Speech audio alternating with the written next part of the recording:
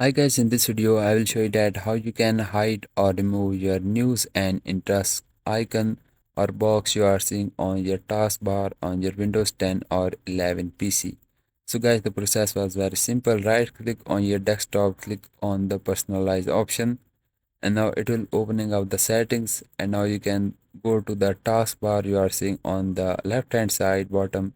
So when you click on that, here you need to just scroll down and you will see the option to hide or unhide taskbar.